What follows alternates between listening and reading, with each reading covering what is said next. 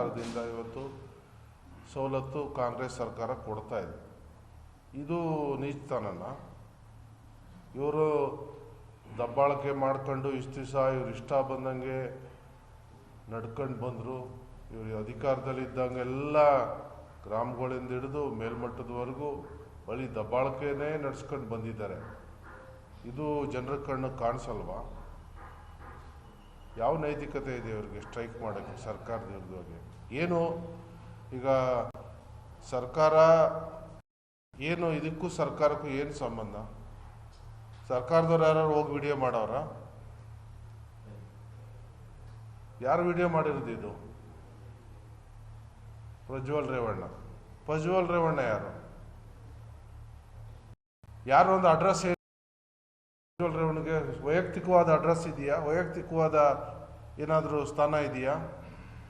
JDSನ ಸಂಸದ. JDS ಯಾವ ಪಕ್ಷ? ಯಾರ ಪಕ್ಷ ಇವತ್ತು? ಒಂದು ಕುಟುಂಬದ ಪಕ್ಷ, ಒಂದು ಕುಟುಂಬಕ್ಕೆ ಸೀಮಿತವಾಗಿರೋ ಪಕ್ಷ. ಅದಕ್ಕೆ ಉದಾಹರಣೆ ಬೇಕಾ? ಉದಾಹರಣೆ ನಿಮ್ಮ ಕಣ್ಣು ಮುಂದೆ ಇದೆ. ಇವತ್ತು 23 ಸೀಟ ಕುಟುಂಬದವರೇ ಇವತ್ತು ಸ್ಪರ್ಧೆಯನ್ನು ಮಾಡ್ಕೊಂಡವ್ರೆ. ಯಾರಾದರೂ ಕಾರ್ಯಕರ್ತರಿಗೆ ಪಕ್ಷಕ್ಕೆ ಟಿಕೆಟ್ ಕೊಟ್ರ? ಇವತ್ತು ಒಂದು ಕುಟುಂಬದ ಪಕ್ಷ, ಇದು ಒಂದು ಕುಟುಂಬಕ್ಕೆ ಸೇರಿದಂಥ ವಿಚಾರ.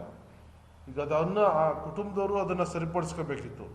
ಮಾನವೀಯತೆ ದೃಷ್ಟಿಯಿಂದ ಹೆಣ್ಮಕ್ಳದ ಮಾನ ಮರ್ಯಾದೆ ಹೋಗೋದು, ಇದನ್ನು ಕಾಪಾಡೋಕ್ಕೋಸ್ಕರ ಇವರು ನೇರವಾಗಿ ಕ್ಷಮೆ ಕೇಳಿ, ತಪ್ಪಾಗಿದೆ, ಇದಾಗಬಾರ್ದಿತ್ತು, ಅದಾಚೂರ್ಯ ಅನ್ನೋದ್ರ ಬಗ್ಗೆ ಕ್ಷಮೆ ಕೇಳಿ ಜನರ ಮುಂದೆ ಅವರ ದೊಡ್ಡತನವನ್ನು ಇವತ್ತು ಪ್ರದರ್ಶನವನ್ನು ಮಾಡಬೇಕಿತ್ತು. ಆದರೆ ಕುಮಾರಸ್ವಾಮಿ ಅವರು ಮಾಡ್ತಾ ಇರೋದೇನು? ಇಲ್ಲಿ ಕಾರ್ಯಕರ್ತರನ್ನ ಎತ್ಕಟ್ಬಿಟ್ಟು ಹೋಗಿ ನೀವು ಸ್ಟ್ರೈಕ್ ಮಾಡಿ. ನಡಿ ಈಗ ಶುರು ಮಾಡೋಣ. ಕೇಸರಿಯಿಂದ ಮನೋಲ್ಲಾಸ ಮನಸ್ಸು ಮತ್ತೇರಿ ಕುಣಿದಾಡಿದೆ ನೋಡು, ಮನಸ್ಸು ಮತ್ತೇರಿ ಕುಣಿದಾಡಿದೆ ನೋಡು. ಕ್ಷಣ ಕ್ಷಣವೂ ಆಚರಿಸಿ ಕೇಸರಿ ಹಬ್ಬ. ವಿಮಲ್ ಬಾಯಲ್ಲಿ ಹೇಳಿ ಕೇಸರಿ ಅಂತ ಹೇಳೋದು. ಅಲ್ಲಿ ಉಪಮುಖ್ಯಮಂತ್ರಿಗಳ ಬಗ್ಗೆ ಇಲ್ಲ ಸಲ್ಲದ ಅಪಪ್ರಚಾರವನ್ನು ಮಾಡೋದು. ಬರೀ ಜೀವನದುದ್ದಕ್ಕೂ ಬ್ಲಾಕ್ ಮೇಲೂ ಅಪಪ್ರಚಾರನೇ ಇವರು ಮಾಡ್ಕೊ ಬಂದಿರುವಂಥದ್ದು ಎಲ್ಲ ಇಡೀ ಜಗತ್ತೇ ಗಮನಿಸ್ತಾ ಇದೆ. ಇವತ್ತು ಯಾವ ನೈತಿಕತೆ ಇದೆ? ಕುಮಾರಸ್ವಾಮಿ ಏನು ಸಾಚಾನ? ಒಬ್ಬ ಮುಖ್ಯಮಂತ್ರಿ ಆದರೂ ಒಬ್ಬ ಏನು ಮಗಳ ವಯಸ್ಸಿನ ಹೆಣ್ಮಗಳನ್ನ ಪುಸ್ಲಾಯಿಸಿ ಇವತ್ತು ಮಗು ಹುಟ್ಟಿಸಿ ರೋಡಲ್ಲಿ ಬಿಟ್ಬಿಟ್ಟು ಇರೋದು ಏನು ಸತ್ಯ ಯಾರಿಗೂ ಏನು ಕಾಣಿಸ್ತಾ ಇಲ್ವಾ? ಇದಕ್ಕಿಂತ ನೀಚರು ಇನ್ಯಾರು ಈ ಜಗತ್ತಲ್ಲಿ ಇದ್ದಾರಾ? ನೀಚರು ಅಂತ ಹೇಳ್ತಾರಲ್ಲ ಸರ್ಕಾರದ ಬಗ್ಗೆ, ಕುಮಾರಸ್ವಾಮಿಗಿನ್ನ ನೀಚರು ಇದ್ದಾರಾ? ಇಂಥ ಕೆಲಸ ಯಾರಾದರೂ ಮಾಡ್ತಾರಾ? ಯಾರೋ ಅವಿವೇಕಿಗಳು ಮಾಡೋದನ್ನು ನಾವು ಗಮನಿಸಿದ್ದೀವಿ. ಹಳ್ಳಿಗಳಲ್ಲಿ ಇನ್ನೆಲ್ಲೋ ಹುಡುಗರು, ತಿಳುವಳಿಕೆ ಇಲ್ಲದಿರೋ ಯುವಕರು ಮಾಡುವಂಥದ್ದನ್ನು ಗಮನಿಸಿದ್ದೀವಿ. ಮುಖ್ಯಮಂತ್ರಿ ಅಂತ ಜವಾಬ್ದಾರಿ ಸ್ಥಾನದಲ್ಲಿದ್ದವರು ಇಂಥ ನೀಚ ಕೆಲಸ ಮಾಡ್ತಾರಾ? ಇವರು ಈ ದೇಶಕ್ಕೆ, ಈ ರಾಜ್ಯಕ್ಕೆ, ಈ ನಾಡಿಗೆ ಯಾವ ನ್ಯಾಯ ಕೊಡ್ತಾರೆ? ಇವರು ಯಾವ ನೈತಿಕತೆ ಇದೆ ಇವರು ಬೇರೆಯವ್ರ ಬಗ್ಗೆ ಮಾತಾಡೋಕ್ಕೆ? ಇಡೀ ಜೀವನದುದ್ದಕ್ಕೂ ಇವರು ಬೇರೆಯವ್ರನ್ನ ಟಾರ್ಗೆಟ್ ಮಾಡೋದು, ಬೇರೆಯವ್ರ ಬಗ್ಗೆ ಅಪಪ್ರಚಾರಗಳು ಮಾಡೋದು, ಇದರಲ್ಲೇ ಇದೇ ಇವ್ರದ್ದು ಒಂದು ದೊಡ್ಡ ಸಾಧನೆ. ಇವತ್ತು ಏನಾದ್ರು ಸಾಧನೆ ಇದ್ದರೆ ಬೇರೆಯವ್ರ ಕಾಲು ಎಳೆದಿರೋದು, ಬೇರೆಯವ್ರನ್ನ ಒಕ್ಕಲಿಗ ನಾಯಕತ್ವವನ್ನು ಮುಳುಗಿಸಿರೋದು, ಇದು ಬಿಟ್ರೆ ಇವ್ರ ಸಾಧನೆ ಏನಿದೆ? ಬೇರೆ ಸ್ಟ್ರೈಕ್ ಮಾಡೋದು, ಮುಸ್ಕರ ಮಾಡೋದು, ಇನ್ನೊಂದು ಯಾವಾಗ ಯಾರಿಗಾದರೂ ಅನ್ಯಾಯ ಆದಾಗ, ಯಾರಿಗಾದರೂ ತೊಂದರೆ ಆದಾಗ ಮಾಡುವಂಥದ್ದು. ಇವ್ರು ಏನು ಸಾಧನೆ ಮಾಡಿದ್ದಾರೆ ಅಂತ ಇವತ್ತು? ಯಾವ ಪುರುಷಾರ್ಥಕ್ಕೆ ಇವತ್ತು ಇವ್ರ ಸ್ಟ್ರೈಕು?